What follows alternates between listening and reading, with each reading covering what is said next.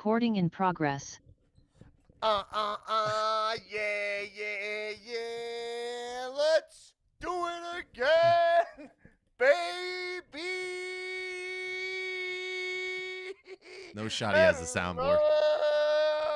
Whoa, whoa, whoa. Oh, too loud. Oh my Woo! God. Wow, I'm rusty on the soundboard. Woo!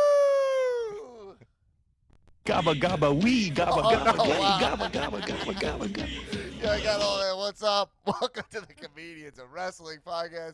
I am your host, Dan Black, a.k.a. Dunsky Blackamora, a.k.a. Tanakatsu Tony, the Patreon Don, a.k.a. Donnie Capri from the time, wow, like 6 years ago when I went to Italy. A.k.a. the modern day goof and spoof Haraja, coming at you like Cleopatra, baby, gabba, gabba, wee. Gabba gabba wee, gabba Yeah, gabba oh. gay, gabba gabba Yeah, gabba yeah. gabba gabba. This girl, she's mine. Hum. Where's the hum, hum, hum? Both guys not in WWE anymore.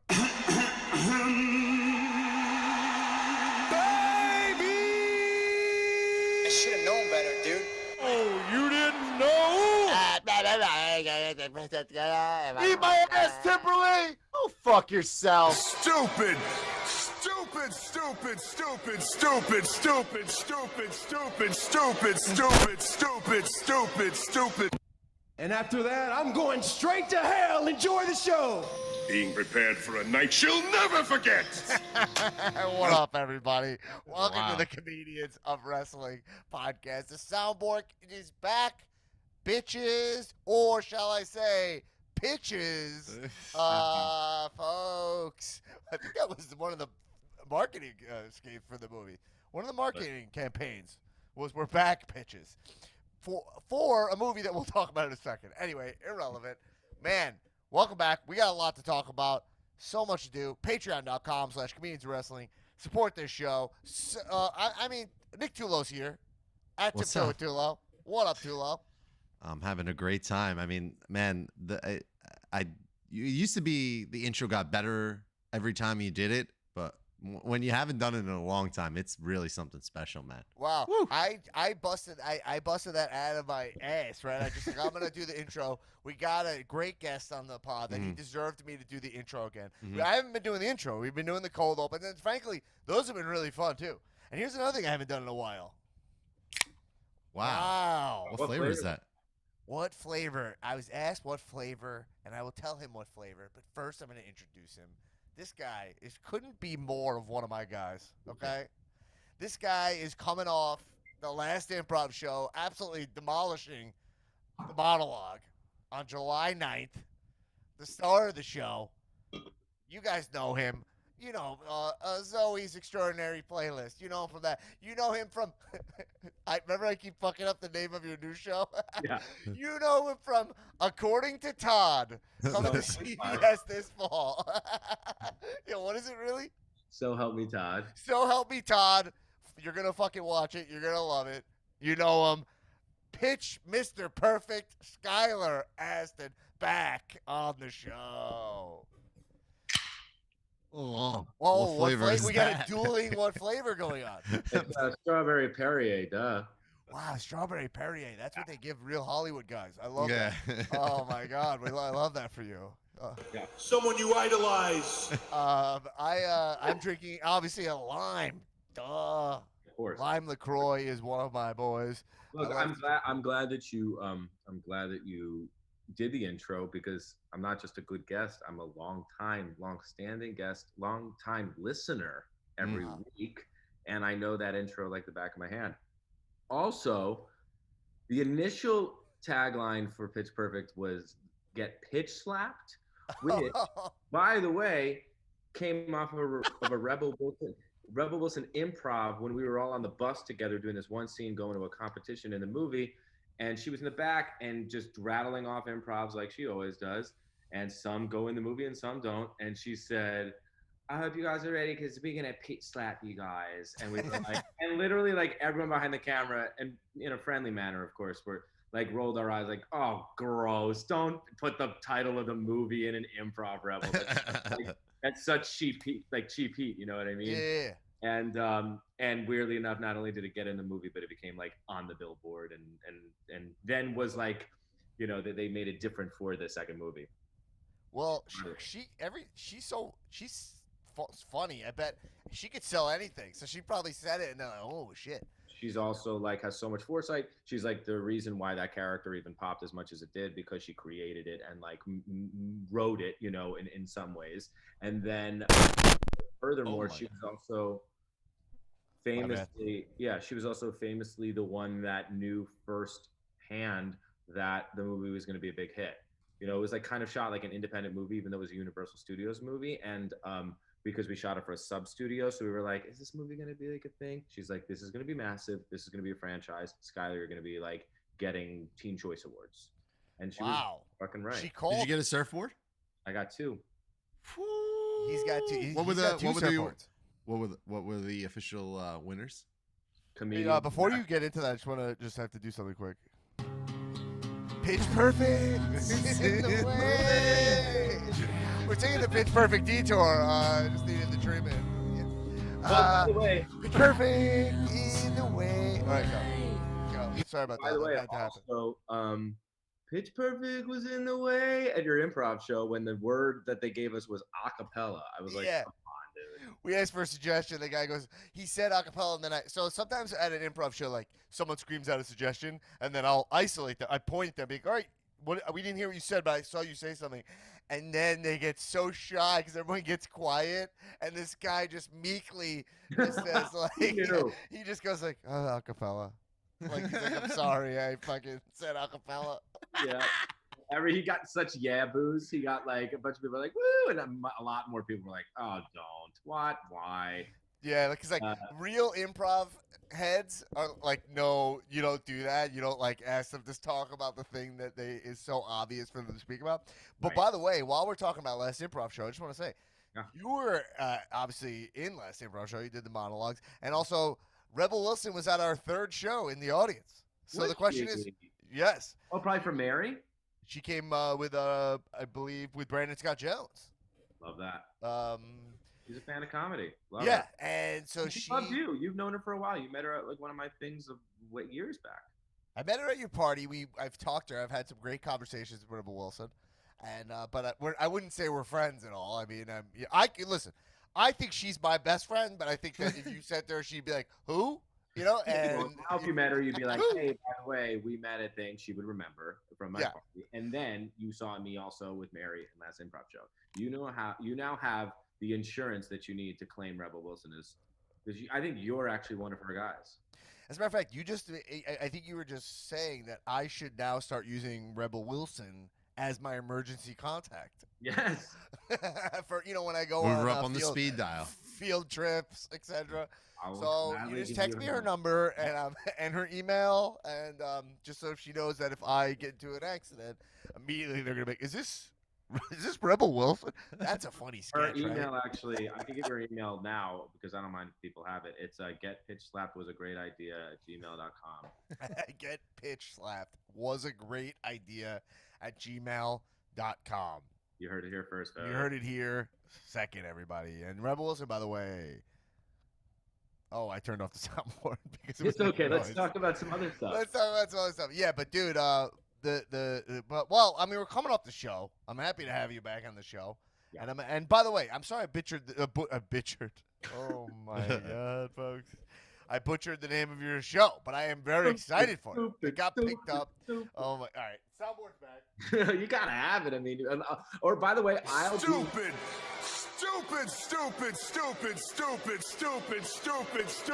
Yeah.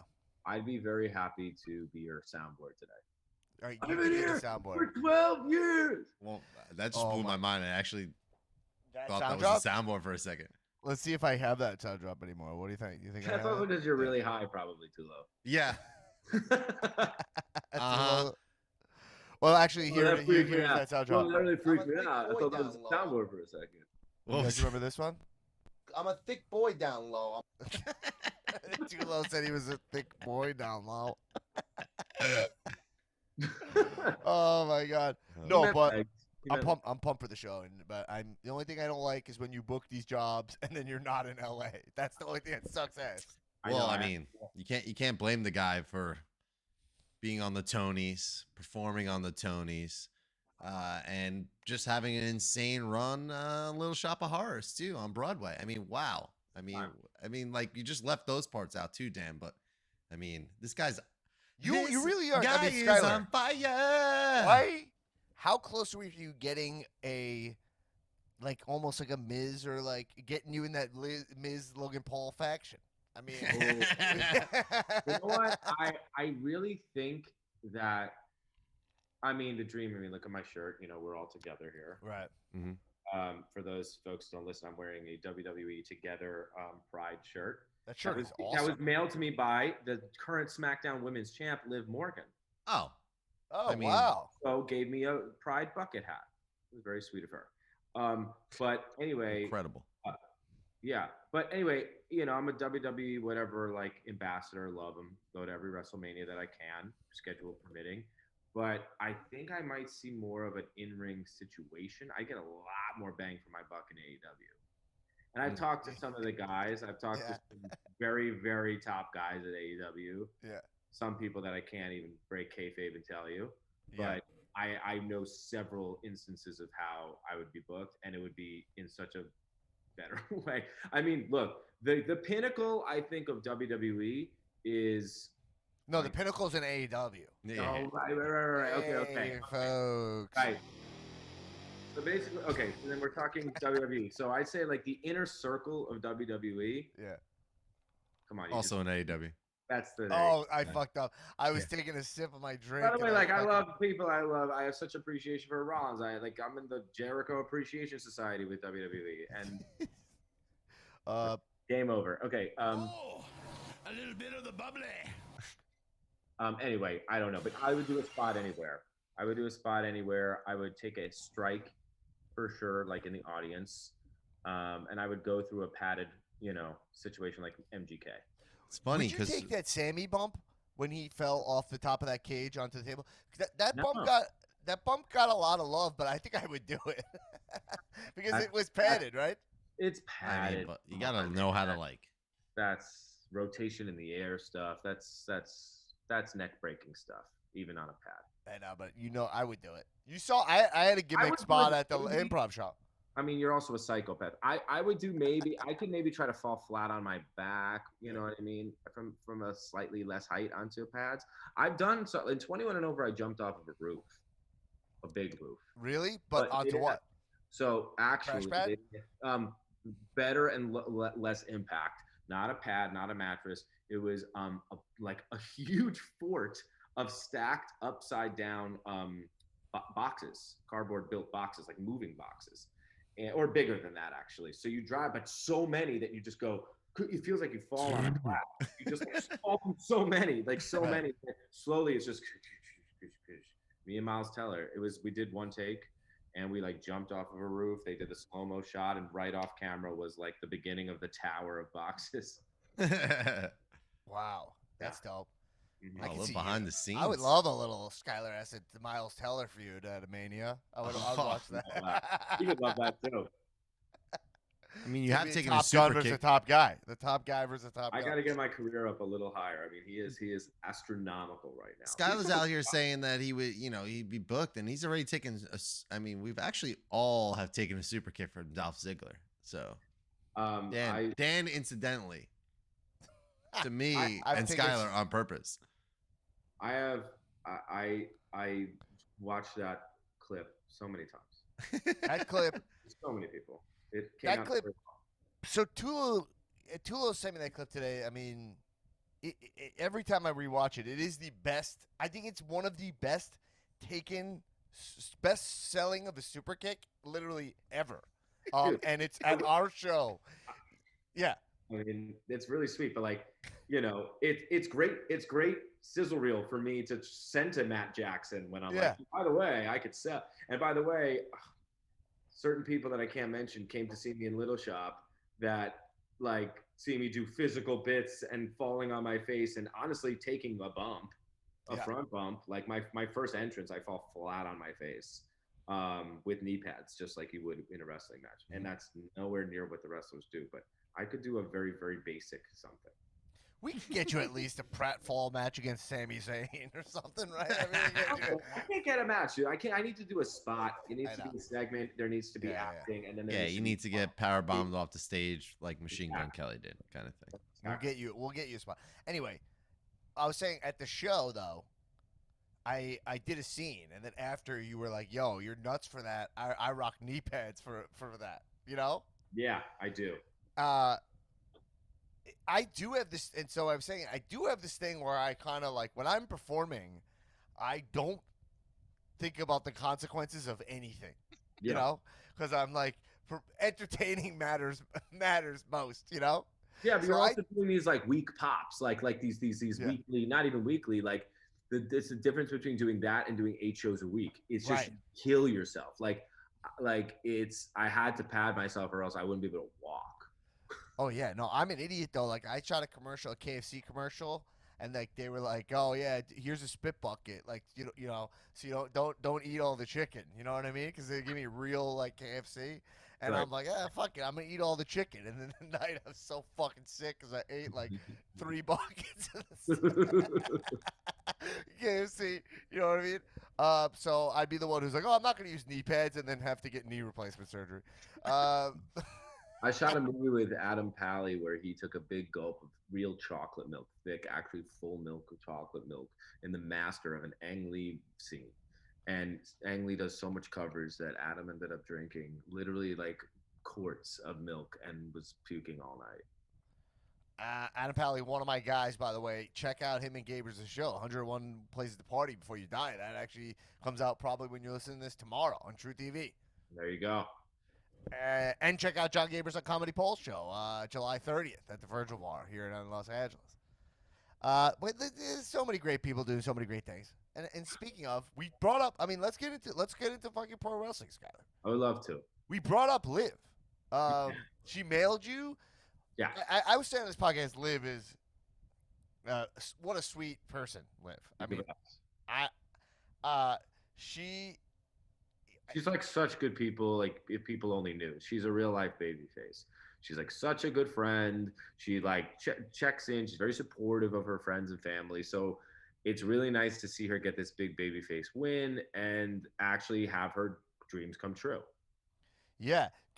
So how do you feel? Where do we see her Liv going in this run?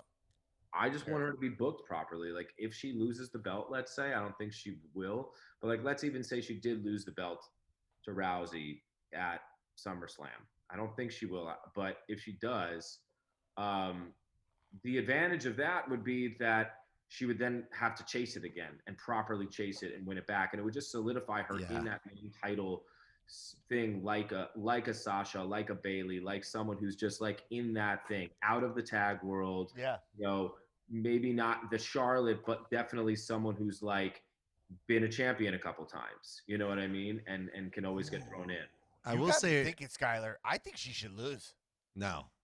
I think she should lose 100% because I think they never do that anymore. They never do the one and dones, and it's like, oh shit, she wasn't. It's like she won. She showed everybody she's so likable. She got over. She proved that she is heavyweight caliber. Like you can visualize her as the champion now. She's got to work And then back. you remove it for her, and then she has to work herself back up to it. You know, I think even Ronda could hit her a little dirty too. You know, Exactly. But here, by the way, a Ronda heel turn has to happen, either whether win or loss. But I also think in the spirit of Ronda going away for a little bit, I don't trust WWE to do that in that way, Dan. Correct. So to take the belt off of her so quickly, I would just be worried that they wouldn't follow through. Like what you're saying is best case scenario, but anything other than that just becomes a Nikki ASH moment, and I really don't want that. Yeah, for Liv. I mean, 100%. So I'd be willing, and I bring this Willing and Gable? Willing and Gable. are you ready, Willing and Gable? Of course. I would like to pass it off to you guys, though, to say if you could like provide devil's advocate or just a contrasting opinion to her maybe winning and how it could be meaningful in that way. Well, here's what I say. Oh, you're saying I I'm how saying could it be I'm really meaningful? worried that WWE wouldn't be able to do what you or would change their mind too many times to fully do that. And I care about her in this title run enough to want to make the most out of either her winning or losing. So how could her Well, like okay. Here's Well, I have a big yeah, advantage. Tulo, you go. Her biggest advantage is that she's on SmackDown, where Becky isn't, where Asuka isn't. and beyond? Charlotte's not here. Sasha, I don't even. Well, that's a whole nother path to go down with what's going on with her right now. But her biggest advantage is she's on SmackDown. So if they were to keep the title on her and she was to beat Ronda, there's honestly, I'm trying to think like who's correct. Who's on that roster that you feel could really beat her in a way, you know? So I think a big win over Ronda is just going to keep it on her for a little bit. And I think honestly, she's in that money zone right now where we're going into the Survivor Series time and then into Rumble. So where would she actually lose the title? You know, Okay. I think here's what I think. Liv winning is the best for Liv. I losing is the best for Liv. I think I losing. don't. I agree, but you've already fleshed that idea out, and I just wanted because I wanted to spend some time on this because she's a buddy. I do want to flesh out with two smart wrestling minds how you let's say that then option A is she loses and then chases it for Mania. Option B is Ronda turns heel with Natalia and Liv has a meaningful, clean win, maybe even if it's manipulated by another person helping her, but she gets over her at SummerSlam. Then what happens after that? What are the two feuds that Liv has to solidify a nice little run and then also have her lose it to someone meaningful in that other, Rumble season? So let's Well, look. here's the problem. The problem is that the way my brain, the first thing I went to, and I'm open to other ideas, is the way to do it is the old-fashioned way, which is the same way Hangman did it for me, where I was like, I'm not sold on Hangman beating Kenny, but then Hangman just had like bangers. His matches were every single match he had, title match he had, was great. They were all great. They were brutal. Plus, his moveset is sick. I look forward to the buckshot lariat every time. Dead Eyes, I pop for every time. The only other wrestler with a moveset that I pop for like that is Baron Corbin, and not Adam Cole. Baron Corbin, better wrestler than Adam Cole. But what I'm saying is that Deep Six and End of Days are two of the best moves in wrestling. They are phenomenal moves, right? Great moves, no doubt about it. They're phenomenal. And by the way, Liv So has is the Panama Sunrise. Liv has a couple cooking and does have the potential to do that. So I think that's the comparison. I imagine. So, but I'm saying is that for Liv, I love Liv. The best thing she could do right now is that she's an underdog. She's literally billed as an underdog. Like the announcers are like, she's the underdog. Is to go in there and have bangers. Like I just think it's kind of as simple as Vince giving her like 15, 20-minute matches. Right. You know what I mean? Right. Letting her show everybody she's worth with it. a returning heel Bailey, maybe. You know what I mean? Right. Like, let's. Well, you know what? That's the perfect person. If she was to defeat Ronda. She go with after Ronda. And So maybe like Baszler. I don't know. Maybe not Baszler. Maybe Bailey. Well, yeah, they're not positioned. So for SmackDown, here's the SmackDown's women roster. You have Xia Li, Shotzi, Shayna Baszler, Sasha Banks, who's not around right now, Ronda Rousey, Raquel Rodriguez, Natalia, Naomi, who's not around right now, Lacey Evans, Charlotte Flair, who's not around right now, and Aaliyah. Yeah. So actually, my point about her being on SmackDown and her winning is her best advantage is actually it might be her worst because all the competition is on Raw. Because then you go over to Raw and you have Alexa Bliss, Asuka, Becky Lynch, Bianca Belair, Carmella, Dana Brooke. She's badass, man. Doudrop, Liv. Oh, they have Liv billed as a. Oh, I guess maybe because Liv was a Raw. No, Dana's badass, man. That's correct. Yeah, that's actually. But I think Liv changes. I mean, her belt is blue. I mean, okay. So I see what you're saying. I've heard the list, and so my idea is, I think SmackDown Women's maybe needs a bit more talent anyway. I don't know if they wanted to do a full-on superstar shakeup because then that truly changes literally everything we're talking about right now. But let's just say Bailey comes and returns and sneak attacks Liv after the Ronda win at SummerSlam. Awesome. Returning Bailey, set up Liv's next thing. That good story propels Liv anyway. Mm-hmm. And then Liv can pull one out over Bailey, or maybe not, but let's just say she does.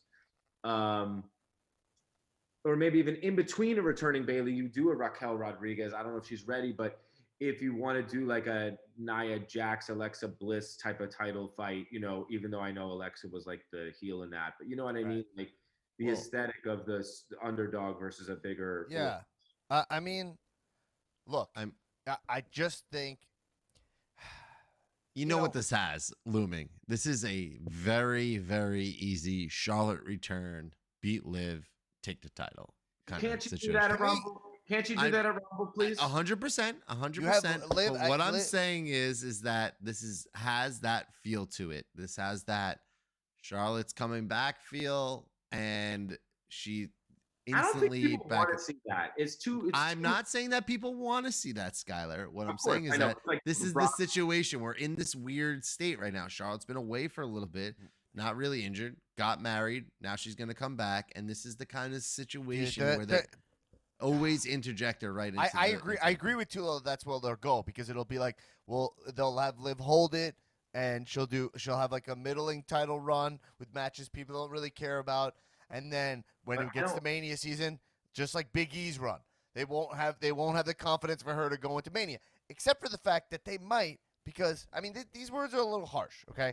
But the women's division, look at it right now. Look at the men's division. Like Roman has that title for almost 700 days, and it's unified. I mean, he feels massive right now, right? I mean, Roman Reigns makes it like AEW doesn't even have a champion, in my mind. And they actually don't. I mean, they have Moxley. They quite literally have an interim belt that's being defended.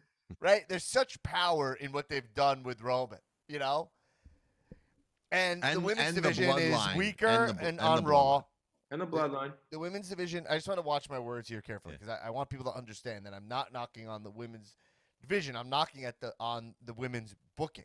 Of course. Which is that the women's booking is they have 2 titles, and for a division that doesn't have as much talent as far as I'm concerned. I could argue, though, right now the way they're booking is the best they've been booking in a while, and it's very apparent because I think Raw 2 weeks in a row started off with women and ended with women. I mean, Becky and Asuka are having a really good feud right now, or have had a feud. So, like, I honestly believe that, and this is my Austin theory right now, is that I think Steph and Triple H are back there doing things, because the way things are starting to unfold seems I'm on the edge of Christian of my seat to hear your Austin theory.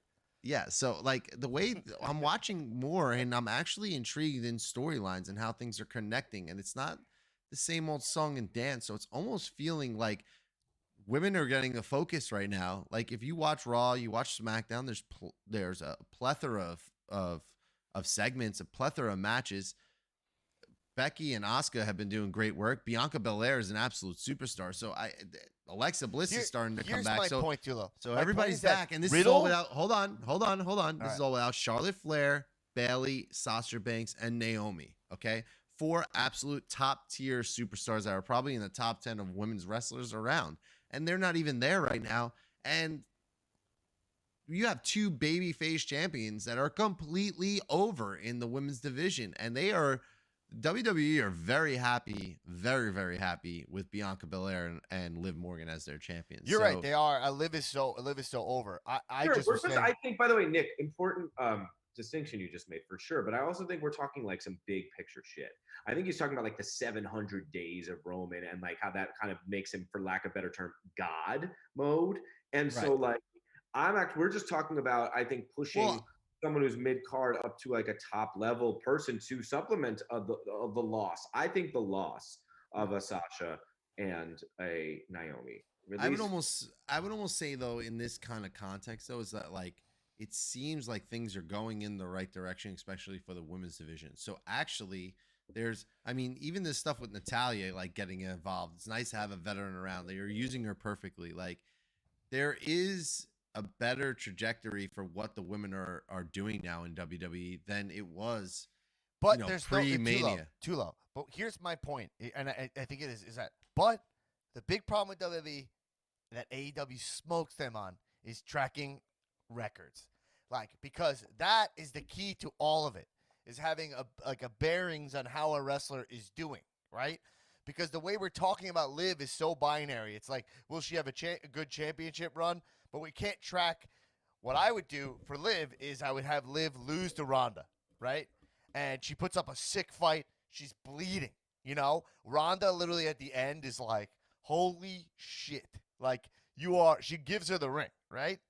And everybody's cheering for Liv like she lost, Rocky style, right? And then you build to her winning the Rumble. And the way you build to Liv winning the Rumble and then going against Ronda at Mania again, okay? And the way you build to that is by you track. Liv has singles matches where she's rebuilding and she's winning all of them. You know, like she's demolishing everybody.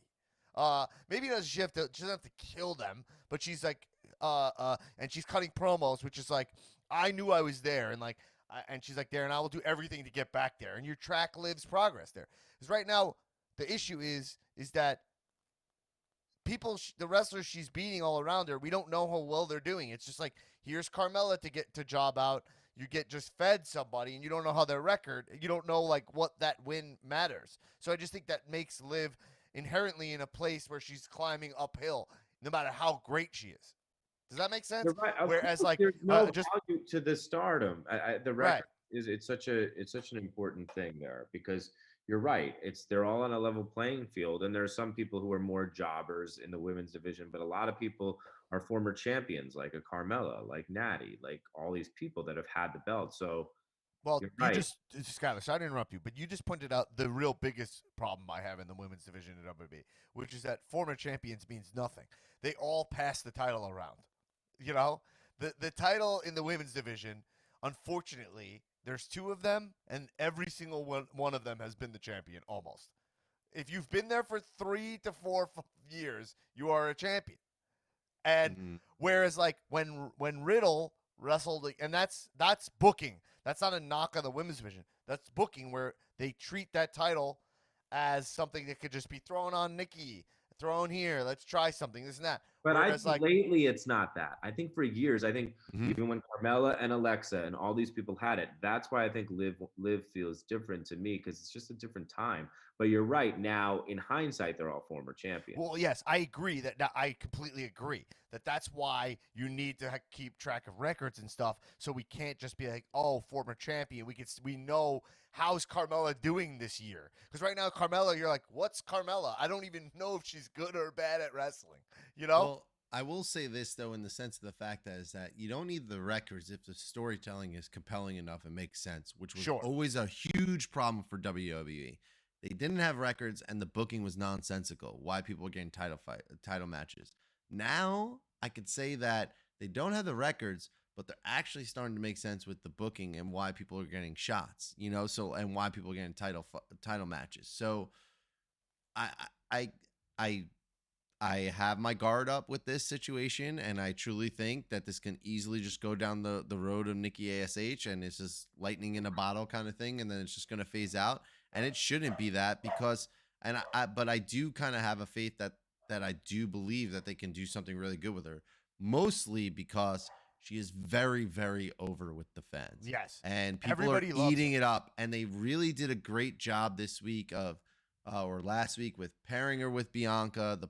That started off the show and that ended the show. Like, they came out, you have your two baby faces out there. One looks vulnerable, the other one comes out and says something. They get a big win.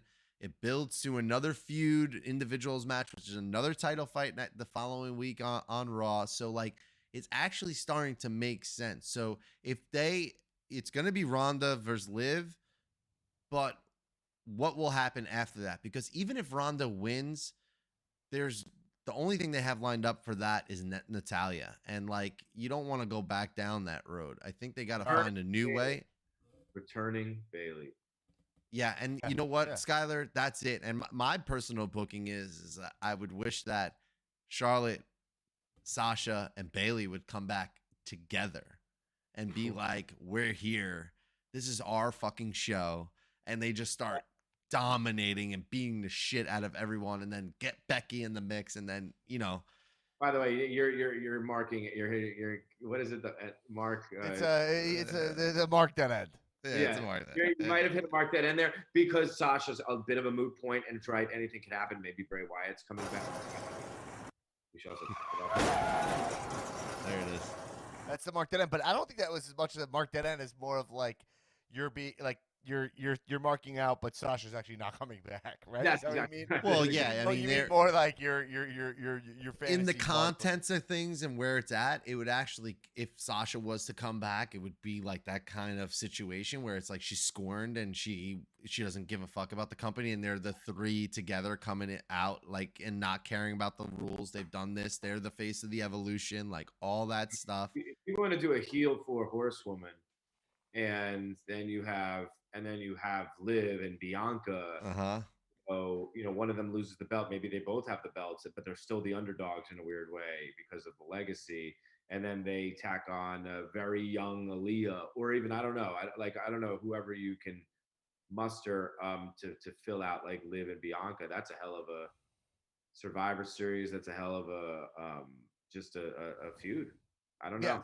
Well, look. Well, let's see where they go with it. I just want to clarify that I am a huge. I love Liv. I think she's great. She's so over. I think it was a really fun, cool move. And I do agree that we're not in the era of passing it around as much anymore.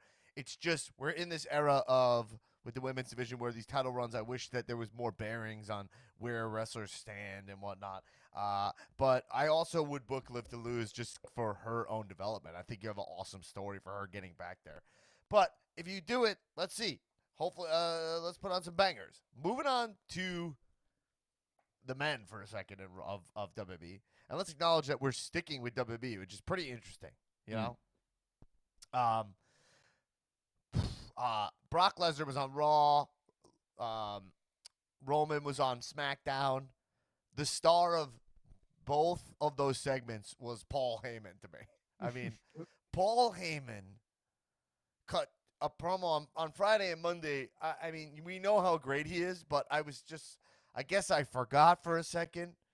But holy shit.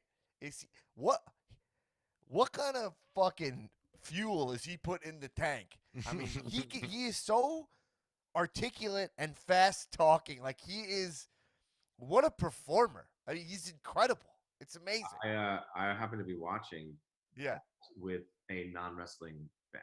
Yes. And that person was like, whoa, this guy's like amazing. Like this guy's been talking for so long. As I advocate, I'm like, by the way, live monologue when Roman was talking. Wait, you're the advocate for Paul Heyman? Yep. My name is Skylar Astin. I am the advocate for the advocate. You're the advocate for Roman Reigns, the formerly the advocate, the consiglieres, consigliere. No, it's amazing. Aside from that, also Paul's face on the ramp when Brock was laying waste to Otis and Gable was unbelievable. It was just so telling. It's like layered. Yeah, he's so good. What is his prep? What is it? Like it's that he doesn't turn off. It's that he can shut the fuck up backstage either, and everybody loves him, but or they just know of it. He's got that spirit, the titans of the industry. Vince McMahon has a never dying spirit. Dana White has a never dying spirit. They could be on their deathbed, but they'll still be like calling shit. My question is, does he write those promos down? Because he changes them enough every time. He throws things in every time to keep it. It's so fresh. Attitude era is it? I think he attitude. Yeah. And it's also interesting because he's now going up against a guy that he always spoke for. So there's not really that chemistry that exists. Like you saw this week with Heyman and Brock on Raw. Heyman said something like, Roman's going to stick his hand up your ass and like rip your heart out, and like completely broke Brock. And like, Brock was like trying to stop him because he was like, what are you even saying, Paul? Like, what are you even talking about? And it's just so funny to see the opposite of that dynamic that we were so used to him doing it for, like It's just an He's interest. it's like great. watching like wrestling jazz or something. Like, you know what I mean? Like there's something where you know, right? It's like I don't know what there's Well, something hey, that, I mean, there's things that click. By the way, and yeah.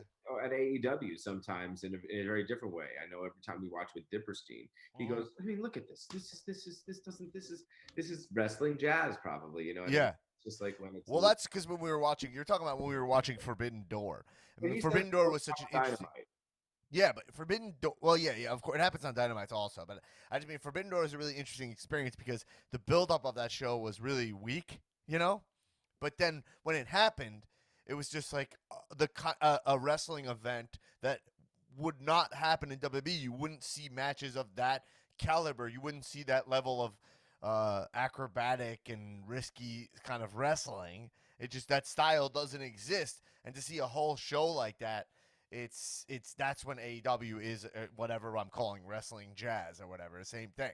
When you watch like the Cesaro Sabre Jr. and you watch Orange Cassidy, Will Ospreay, you're like, man, yeah.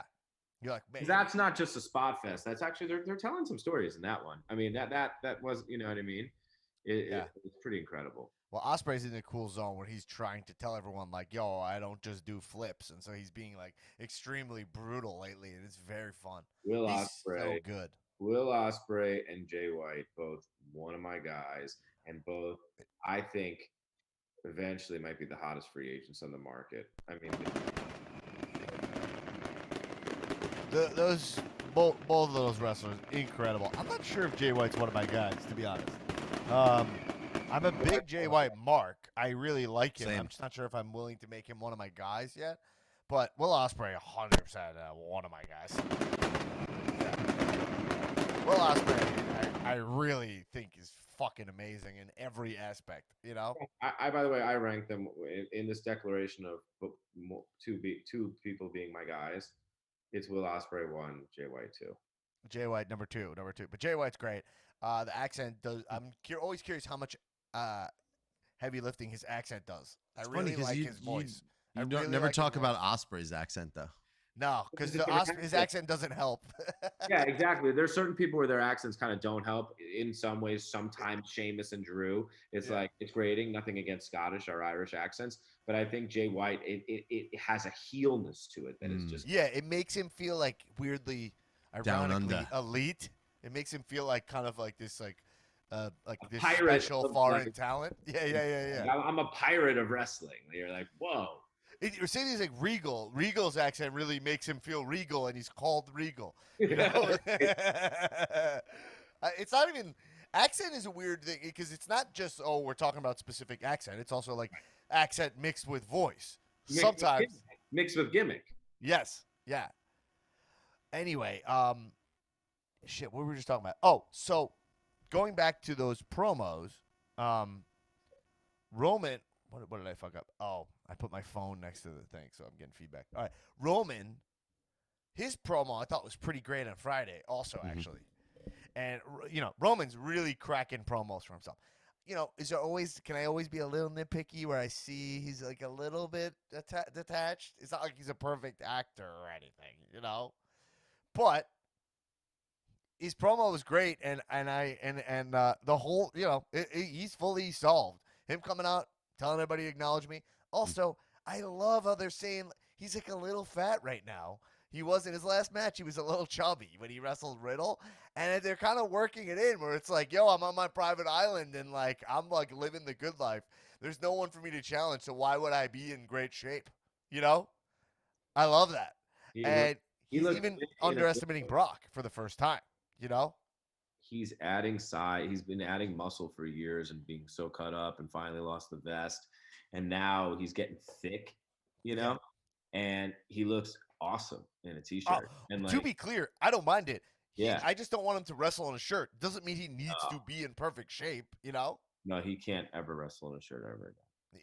Yeah, I can't. He can't be the top guy in wrestling and wrestle in a shirt. I gotta be honest. I don't even like the pants either. I want those to go also. I mean, I think they maybe work for him, But I hate that the top guy in professional wrestling Bro, you're going wears into cargo pants. You're going into SummerSlam, man. It's the last chance to rock some white tights before Labor Day, bro. Like, Yeah, let's go. baby. I mean, ditch the Let's see some pants. leg. No one should be wearing fucking cargo army black fatigue pants with fatigue boots when you're in Nashville. Come on. Show some thigh. He also started to add knee pads. If you know, like he has those knee pads under there, and you can see them. You know, they don't. It doesn't look great. It's just You know, time, it doesn't man. look great. It's time. If you're the tribal chief, become the tribal chief, man. That's it. And it's not an iconic look. Like I love the sleeve, like the because we're talking about products. I like products, and if I'm a kid, I would love to have the Roman glove.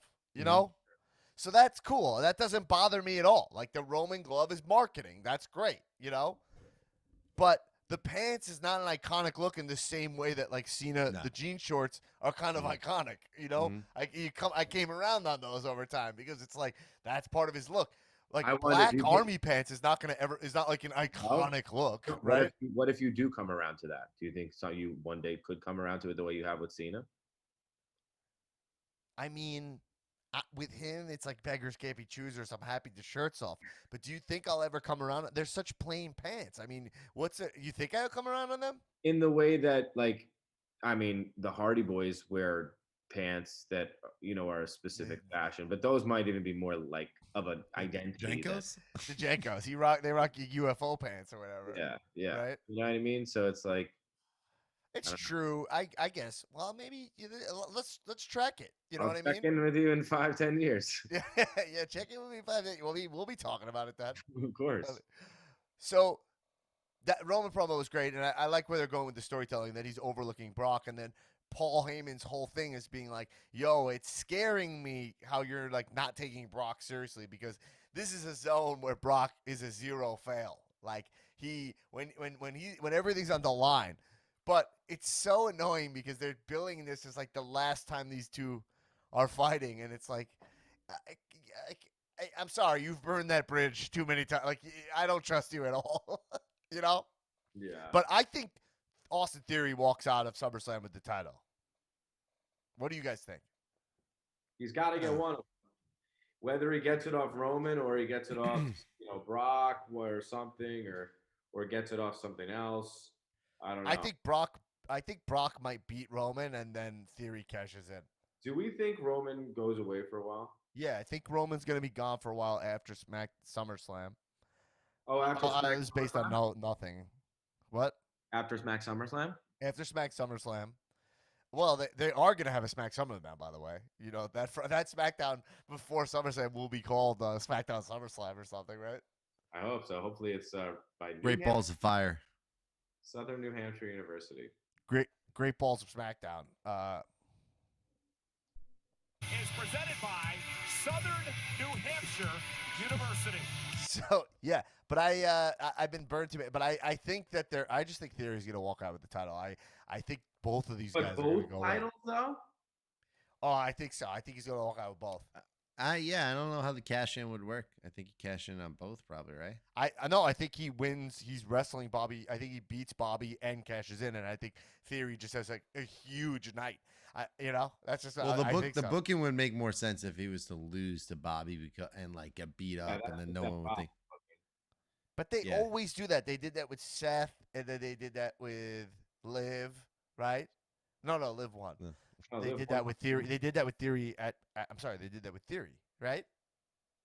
He lost his match. Yes, he lost his title. Theory with the getting of the Money in the Bank, and they did it with Seth Rollins, obviously, for the cashing in. I mean, if he holds the U.S. title and the other two titles at the same time, he'll be fucking so killed as a heel, like insane. He did the U.S. title match against Bobby Lashley at SummerSlam. Yeah. I didn't realize. He has a rematch. And he dropped it at Money in the Bank, and then he got added. Could you imagine the Vince McMahon's guy, as Vince McMahon tries to clear his name, he makes his protege win the U.S. Championship and cash in and get both titles from Roman Reigns. That sounds. He literally, Theory wasn't even in the Money in the Bank match. Vince, but before the match started, Adam Pearce came out, right, and Yeah. said like, "Oh, we're adding another guy to the match," and then everyone's like, "Oh, this is suspect. I wonder who did this." Like, I mean, the end of SummerSlam, I believe, will be Austin Theory holding all of those titles, standing next to Vince McMahon in the middle of the ring. All Three titles. Yeah. That's your shoot. Yeah, prediction? I think so. I really do. I think Roman's gonna go away for a while. Roman could come back and maybe win the Rumble. Like, totally. As a you know. babyface, probably in a way. And I mean, Roman Rock is probably happening, right? Seems to be. At Mania I fucking hope so. in LA. So, do you think that they need a title involved in that match? Interesting. How do you set it up though? I think yes, because I think that Rock needs to sell to everyone like he wants one more title shot. Like Why not? I think you need it. I know you don't need it. But people will still care about it. Can but they I think unify why it? not? Can we right? unify it then, or we unify? Or can we make it one belt? Like, what's going on here? Yeah. There's a lot of talk about them being ununified already, which is interesting. I mean, as long as it helps storylines move, I don't know. Like, yeah, maybe if Rock Roman was for the black belt, the heavyweight championship, and some other storylines happening with the Universal or something, with Theory and Rollins or something. I have a great point to make, and I think it's been a very long time since I felt this way, but I actually, for the first time, care about every single WWE title in WWE. The U.S. title story has been great. What's up? Intercontinental. Yeah, I think Gunther has Gunther it, which is actually doing kind of cool. Gunther is doing great work with Gunther that thing. did a really cool thing where he says he's anti-open challenges, which I think I've never seen. He's like, I would never. He's like, any real competitor would never wrestle someone that they can't prepare for. Like I would never do an open. What a heel thing to be anti-open challenges and be a Nazi. Gunther. He's so closed off. It's so rigid. I mean, the Usos have the tag titles. Both Is it Bianca offensive to and call Liv. him a Nazi? I guess it No! doesn't bother me. He's literally called Gunther, and they stand like German military guys. No, right? it's a Nazi adjacent gimmick for sure. Yeah, okay, all right. We can call a spade there, right? Yeah, for sure. Yeah, okay. Can I say call a spade? Can I say a I don't know about Shayna, that. a Baszler? Yeah. Oh, is spade offensive? I don't know. It definitely sounds. It sounds like It sounds it's like how like gypsies kind of shadily offensive, right? You're Yeah. like You'll okay, never get all this. right. You're like, all right. I can't keep track anymore, guys. What do you want? What is this? What would be a spade? I don't know. It's called spade a spade. I have no idea. Anyway, I'm not trying to offend anybody. Okay, Okay, Dan. I really am not. Okay. All right. Anyway, what were we saying? I don't know. I think we were booking Austin Theory and the titles and talking about them being ununified. I also think think when you it's have actually- Austin Theory and then you go into a feud with Riddle and you just get these guys, like start having new guys at the top right away. I think they should be doing that in the male and female divisions. Though Yeah. I think this is the theme of this podcast is propelling the talent you already are propelling. Like just go the distance with them. It was what I would do. Oh yeah. Also, is Bray returning? Well, look, I've never talked to Bray in person, but I know you have. Okay. Yeah, but he's kayfabe. I don't. By the way, I haven't texted You- him since these promos, and I wouldn't because he'll keep me kayfabe, and I just Right. It's fine. And that is the Correct. way to play it. Okay. Sure. There's a So- lot of wrestlers I have relationships with that wouldn't be that way, but him, like it's just yeah. I mean, maybe Rob P will tell me in a couple weeks, but I don't know anything. Right. Sammy Guevara. So what I'm saying is that I think if I had to guess, Bray Wyatt comes back to WWE. I cannot see Bray going to AEW because I think he's too smart and knows that he belongs in WWE. Like what he does, first off, he can't go.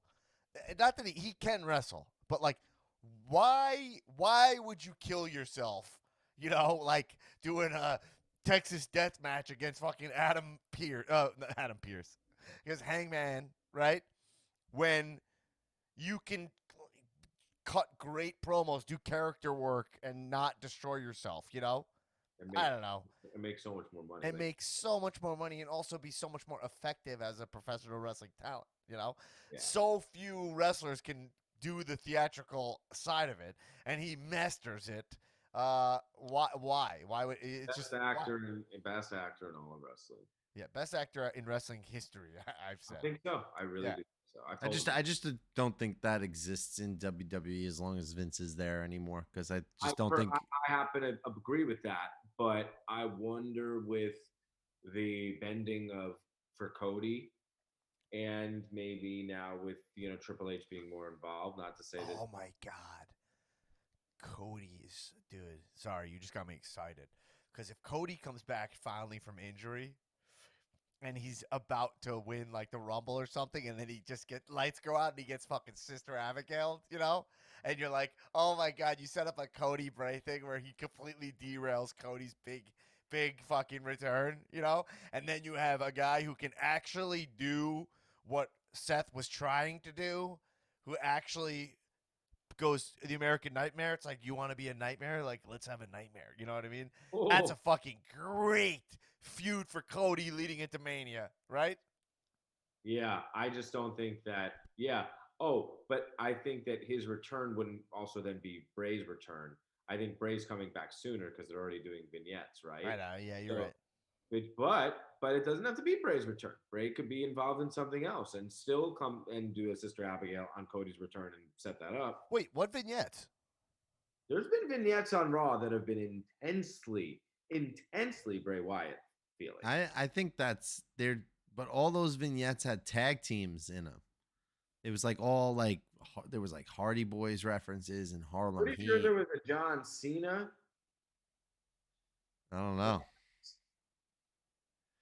I don't know where those are going. They didn't have them this. Did they have them this week? I don't remember seeing them this week. Did, and it had a John Cena shirt.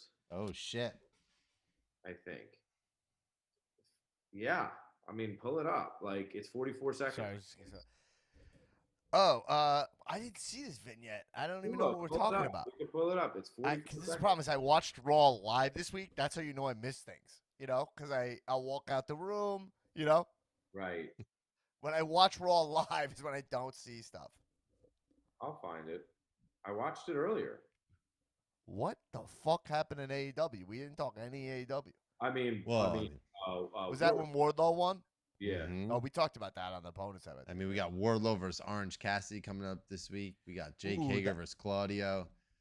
There's a lot of good things happening in AEW. Can we talk about Jake Hager versus Claudio for a second and just be like, can you talk about the epitome of a match that if it was on WWE TV, you wouldn't give two shits? Yeah. If that was Swagger Cesaro, it would be a fucking piss match. Even though I do always have those thoughts. I'm like, this wouldn't matter in the other place, but here it feels so big.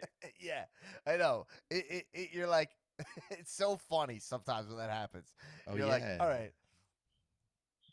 What is that? Yeah, it had RKO. Yep. I just sent it to you guys in the group chat. Hardy's, Christian Cage. Yep. Kurt Angle, Dudley's, Guerrero, among others. I gotta watch this.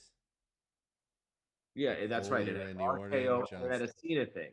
So you're like, okay, RKO and John Cena, those are like recent Mania matches of Bray's. But I guess I didn't see all the other crap or didn't focus on the other stuff too much. It's just candles and like very like Bray Wyatt feeling. Well, is that Foley's flannel? They're saying it's related to Edge. Oh, it might be. Skeet is written. Yeah. It does look like Edge because it has this is all Edge stuff. Oh, whoops. Yeah, because it's got the Foley. Yeah, it's got the Foley flannel, which is on fire, which is when he wrestled Foley in the ECW, you know, and he set him on fire, you know. Yeah. Okay. Well, that does that. Okay. Bray Wyatt's still unemployed. I don't think that's the kind of thing that I think Bray Wyatt is too smart. That thing's a little generic for Bray. No, I know. That's why I wasn't like excited about it, but I was like, it felt a little Bray Wyatt-ish. Yeah. But what do you do, man? Bray Wyatt. I mean, it's kind of hard. Like I might just go back into the Fiend shit and just figure out how, Well, you know. he trademarked something like Brave 6 or like Wyatt 6 or something. Ah, Saw that in the dirts. all right, cool. Wow. Deep in Anyway, the sheets. I want to have one. I got a question for you guys. Okay. Um, Brock in general. Where are you guys at with Brock at this point? Like, if Brock was to walk out as the champion, at SummerSlam, how would you feel about that? Indifferent. I'd rather Roman hold it. Yeah, it's indifferent for me too. It's like, oh well, okay, well, because yeah, he finally got one on Roman, okay, and now he like it protects him, and he's the beast, and he's a babyface. I don't know. I just wouldn't penetrate. I just wouldn't be like excited. Like I think Theory is like crazy. Like that's wild. Or Roman, I guess winning. I guess. I have a feeling. I think Theory might join the match, right? Even though I know he's a heel, he was talking about doing that, and I think he's got a lot to gain because he. So one thing they're doing that's really cool is he's reminding everybody that Brock threw him off that the fucking elimination chamber, you know, That's cool. and he's like, "Yo, I didn't forget that," you know. I don't know, man. There's so much. I can't. I don't know. I think why wait on Theory? Like he's already got the briefcase. Why wait? Like it's like these guys. Roman's leaving and Brock's turned 45 today. You know, which by the way is not. It's not really old in modern wrestling, especially. Of course not, but I think he needs to be a Royal Rumble to Mania guy, or even honestly, like maybe transitions into the Taker spot where he's once a year. I don't know. I don't know what he wants. He'll do whatever he wants, but yeah, I think it's time. I think it's time to give Roman some time off and keep him obviously on God mode for his return. For the Rumble. Hell, yes. And Tulo, do you do any NXT work? Zero. I don't even How watch is, it. how is NXT still even on television? I mean, well, I will say this is that I think they're trending in the right direction where they're naturally building up talent down there, actually. So I will say that while it's not as entertaining as what I saw some clips of Black and Gold recently. Fucking man, that show was just on another level. But Yeah, I 2.0 mean, is way developmental. It should be back on the network. But unfortunately, if it was back on the network, no one would watch it because no one goes to Peacock to watch any WWE stuff anymore. Yes. All right. Well, whatever. We're going into Fighter Fest this week. Mm-hmm. yeah. We got. Well, what do we got on Fighter Fest? We got a. Wardlow Orange Cassidy for me. That's the one. And we have the tag team match too: Bucks versus Hobbs and Starks Verse. Keith Lee and Swerve. Oh, Daniel Bryan. They confirmed he had a concussion. Did you see that? Oh, really? They confirmed that his injury was a concussion. That's what I read.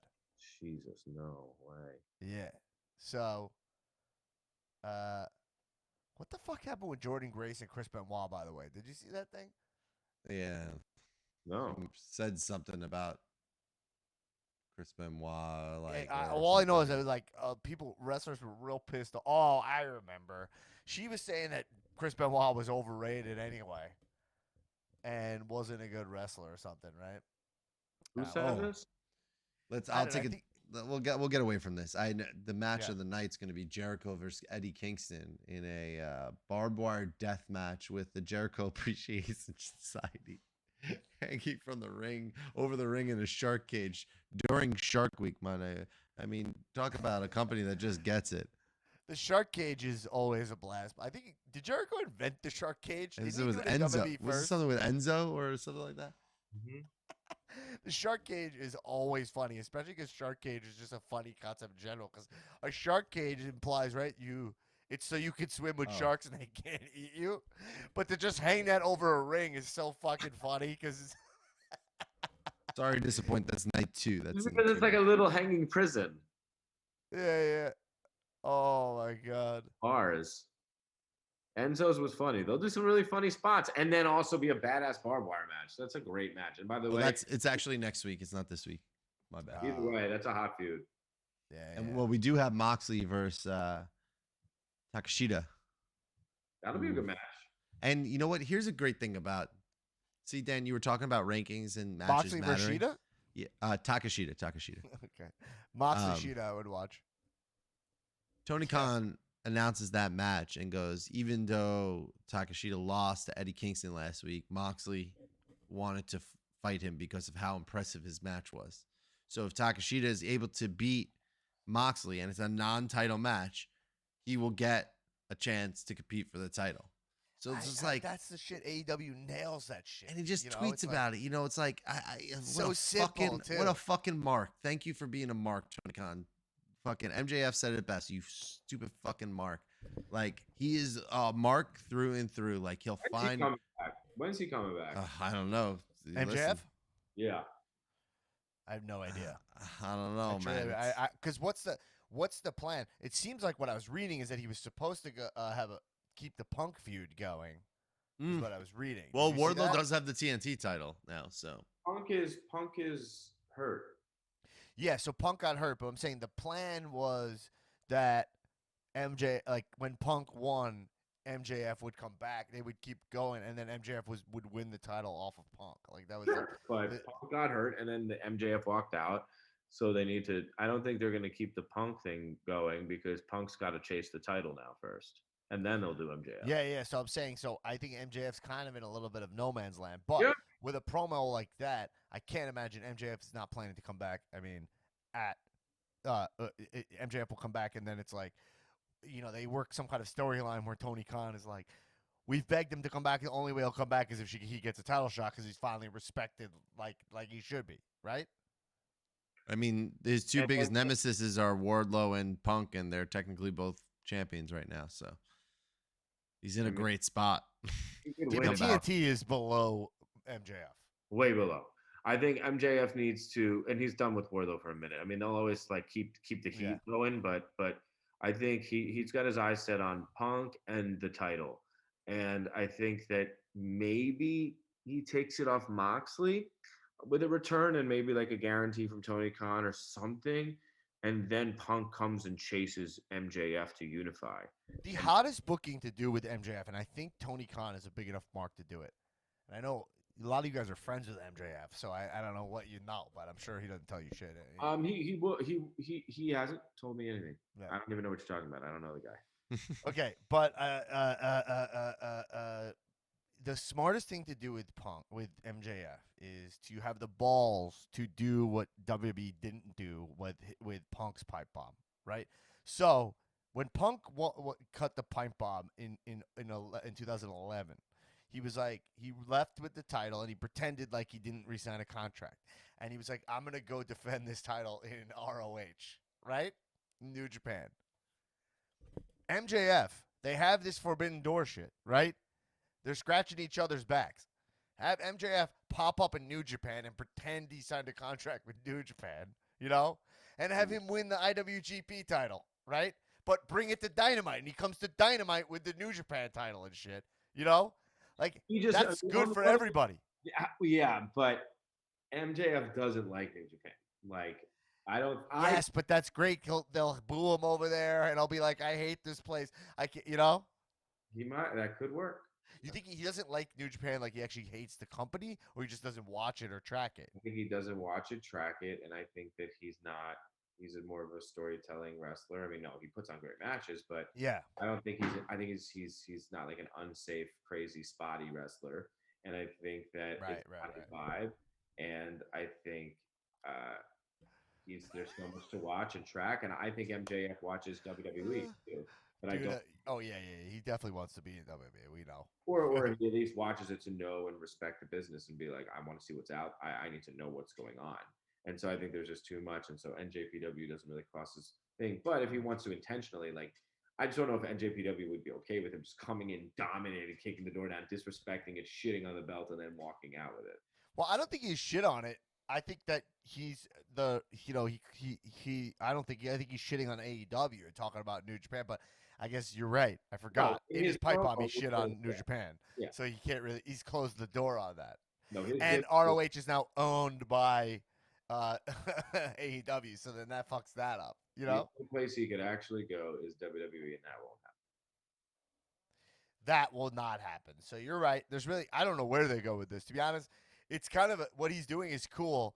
It's a little bit of a dead end unless Tony Khan is willing to come on TV more, which I think he probably will. Right? Tony Like Khan. if he's doing like a Stone Cold McMahon kind of thing with Tony, then we need to see Tony a lot more because you can't have one of the big problems is that a lot of times AEW just assumes that everyone is following Twitter, Tony Khan on Twitter, you know. Tony Khan makes appearances. People that watch AEW know who Tony Khan is. But he only no they know who he is, but he's not really a character on the show that much. He shows up just to be like, I bought something, right? He doesn't. He's not like the chairman of the board like Vince. He's not a wrestler like Vince was. We bought a wrestler. I don't think he should be, but I think that promo wise, they'll have to go back and forth quite a bit. Yeah. Well, we'll see where they go with it. I think it's I don't know, should be good. Tony's been keeping it real nice in kayfabe in interviews. I've listened to a bunch. Yeah, what's he? Well, I haven't heard anything. What's he done? Said he's fully kayfabe. He's like, I don't want to speak about that. I just, out of respect, I haven't addressed that issue, and I'm not. He's just been really awesome. Like I love that. They've taken him off the website. Like it's clearly like it's him versus the company. So it's just how they're doing it. And the good news is, and what I trust about AEW is, I know they have an idea, and I don't know what it is, but I just know that it's well thought out. MJF has like a very big wrestling IQ, and he and Tony book all of his stuff, and it's gonna be big. Yeah, it's gonna be dope. I'm excited to see I where don't they know how go. and when. I just don't know how and when. I have no idea. I don't know how and when. I don't see it, so it's good because they're not ahead of me. So that's all that matters. I think And that's the beauty of AEW too, is that like look at the guys that aren't there right now. No Kenny, no MJF, still thriving. They're building up new superstars. They're bringing in superstars from other promotions. They got ROH about to have their own pay-per-view. We're in like this money time right now where things are thriving. I think we have to reevaluate after SummerSlam and see where everything unfolds, because then we go into that interesting time where what's next? All Out? They're doing amazing. They're doing amazing, and their pay-per-views are also always awesome, and they always keep it interesting with blood and guts, and they supplement for all the injuries. Sick. But Kenny, it'd be nice to have Kenny back. And 100%. Yeah, I think everybody's missing Kenny. Imagine when he comes back now, like how that just kind of it changes the whole landscape of AEW. Could we fantasy book for a minute? Like, what's the real timeline there? I mean, nobody really knows, but like, let's just say it's 9 months from it. Right? He's got a few surgeries to get, but let's say 9 months to a year after he left. When did he leave? He's been gone for like 10 months at this He hasn't. point. It feels like 10 months. It hasn't been, man. No, he hasn't wrestled at all in 2022. I know that. Oh, then maybe we are. But I think it's early 2022, man. Or late 2021. What's going on? Because I was fine. I'm looking up when his last match was, and that messed up with the cords, baby. Here, cage side. Wait, no, I'm looking up Kenny Omega's last match. Oh my god, the soundboard's still going. Even I plugged up.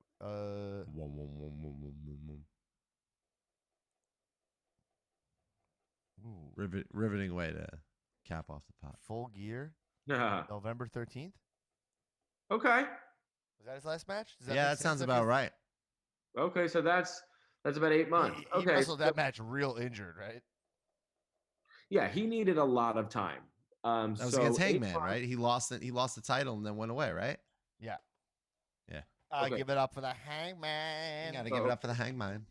So it's been 8 months. So let's say that between 10 months and 12 months he'll be back. So it's time to start talking about Kenny in the next couple months.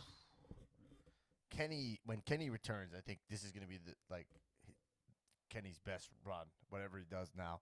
I think he's geared up. He's going to be so fucking healthy, He's needed a rest for a while, but it's hard to not see Kenny just coming in, just V-trigger title championship immediately, right? Yeah.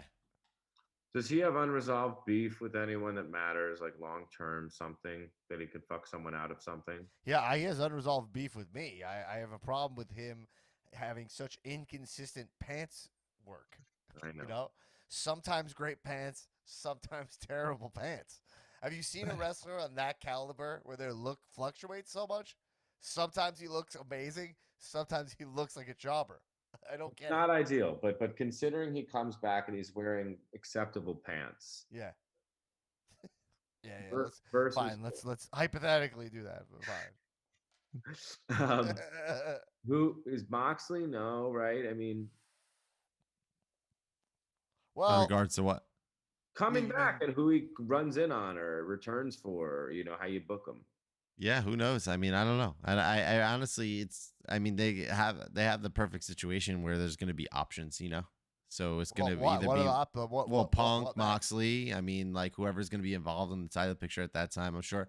If I had to guess, I'm sure they're going to lead up to not him returning at All Out, but going into All Out, like for him to either return and then just get his title match there. I don't And think when they're is going to. All Out? Yeah, I would think so. I mean, it seems like When a is, good. when is All Oh, Out? September, I think. Okay, Labor Day. so all right. So that times out pretty decently. Yeah, right. That could be awesome. Yeah, I mean Daniel Bryan's gonna. We'll see. He's gonna be gone for a little bit. Yeah. So yeah. I mean, there's What if it's MJF, right? What if Kenny and Tony become like in cahoots and Kenny comes back and Kenny is like defending the NJPW influenced indie talent that makes up AEW and MJF is like, go. I'm here for anything any of those two guys are gonna do. Like it's Last- not gonna miss. last topic before we get out of here. All Okay. right. What do we do about Seth Rollins? I think we have a Seth Rollins problem. He's Okay. so deeply one of my guys, so it's I really know, tough. dude. Yeah. Yeah. You're barking up the wrong tree here right now. Tulo I had a thinks number, Seth is doing I had great number work. I have number 3 on my top 10 list. Seth thinks, and I agree. Seth is doing pretty good work, but what I'm saying is that Seth Rollins is, with Roman gone, arguably their main guy. He Okay. can be. He has the potential to. She should be.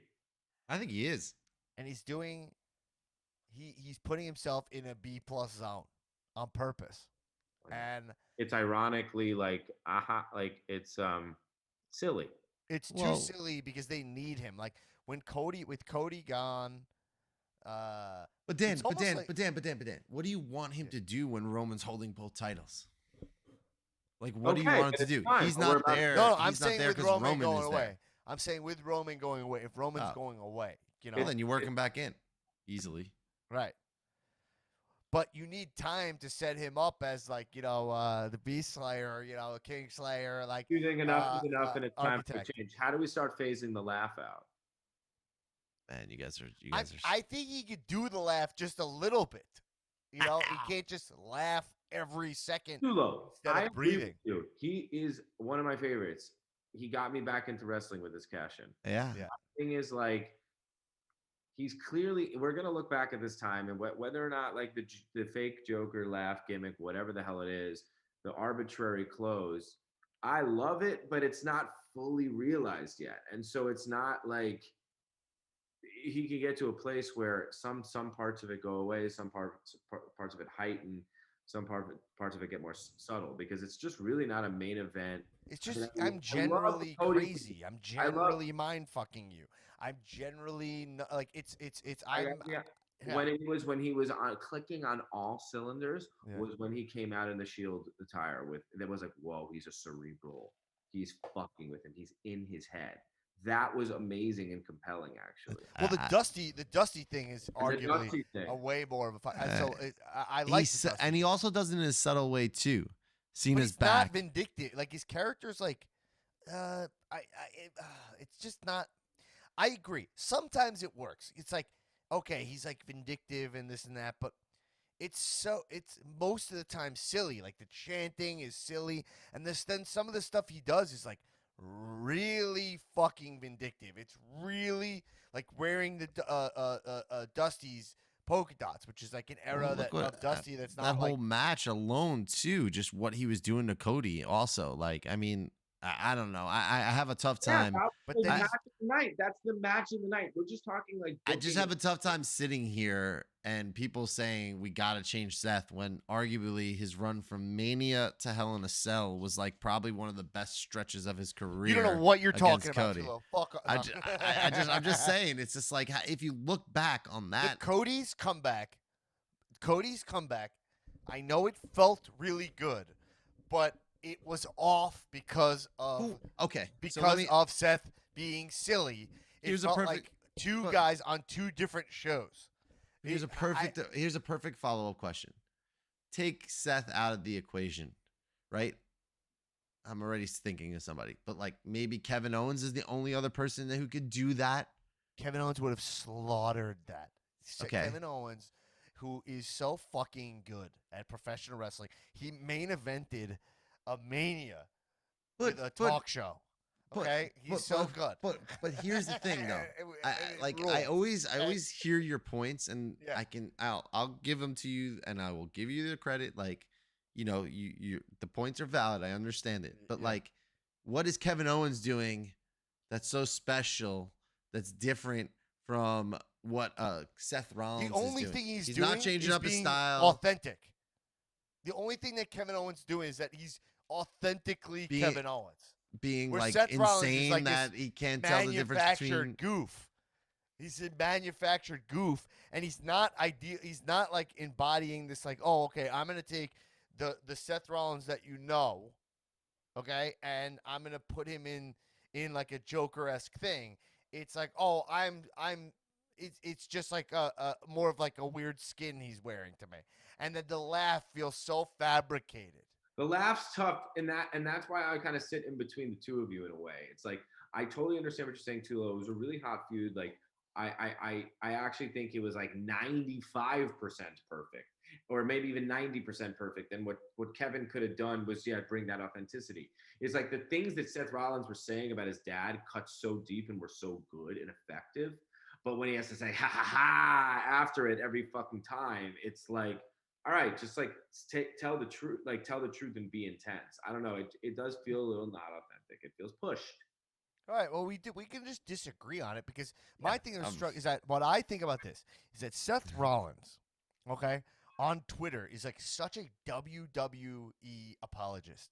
He's so deeply a WWE guy. He'll be like, he would literally tweet out shit which is like let's all be honest, like if you want to be a real wrestler, you're in WWE, you know, like shit like that. And then Cody, who goes away and comes back, right, to Seth, and then Seth is like wearing Amazon suits, and then Cody comes back and looks like a real fucking professional wrestler, and Seth is all goofy, not saying the shit that makes Seth actually like the real WWE guy. You know, it's like. And his promos didn't align with what he was doing. His promos were fucking great. Like, the substance of them were great. But then there was like, and the matches were great. And the matches were great. But just more to your point, Dan, and more to your point earlier, and almost to bring it full circle, you asked, like, who else would be good? You're like, I guess Kevin Owens. But the other person is so obviously Roman. Yeah. And agree. And the Cody injury made that feud what it eclipsed the feud. It's just like that Cody wrestled that match injured over the heel work that Seth was doing. I didn't feel at any point that Seth got under the skin of Cody because he was so ironically detached. He was doing this goofy thing where it was like a hat on a hat. They had more than just the Hell in a Cell match, and the other matches, both of them were great. No, the matches were good, but I'm saying that I felt like what stuck the landing of the trilogy Definitely. was like, oh wow, Cody got himself really over by wrestling with that pec injury, you know? Yeah, I mean it does something only a shoot injury could do, and add drama that just you can't. I mean, other than makeup. Yeah, it made it all like work so incredibly. But that's fine. Whatever. Look, you liked. I didn't hate it. It was just disappointing because it could have been 20 out of 10, but instead it was 10 out of 10. Does that make sense? Yeah, sure. So it still was great, and I loved it. I have videos of me That actually makes a marking out. lot. That actually makes a lot of sense. So thank you for clearing that up. It makes me feel a Yeah, lot because better. Roman, it's 20. I'm and talking about it's X 27. Factor. I'm talking about yes. You know what I'm talking about? Right, yeah.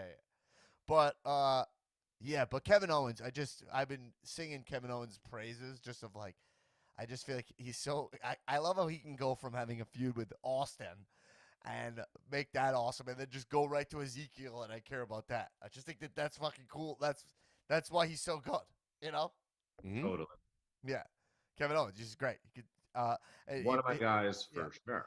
All right, anyway, let's get out of here. We got to let Skylar has a big dinner to go to, but let's all just give a shout out to the fact that Kevin Owens, I'll always point it out, was so funny is when he said, I hate beer. And I hate beer as a way to heal off on Stone Cold was to say how much beer is disgusting. That's so funny to me. All right, anyway. It's like, and you know what? I hate beer. It's disgusting.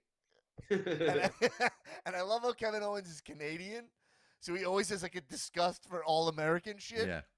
You know, Yeah. it's fucking great. Even though he's a fat slob.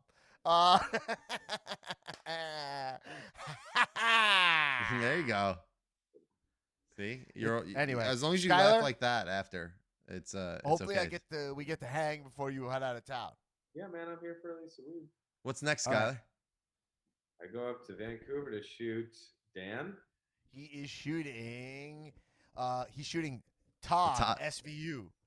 The Todd Father, Part 4.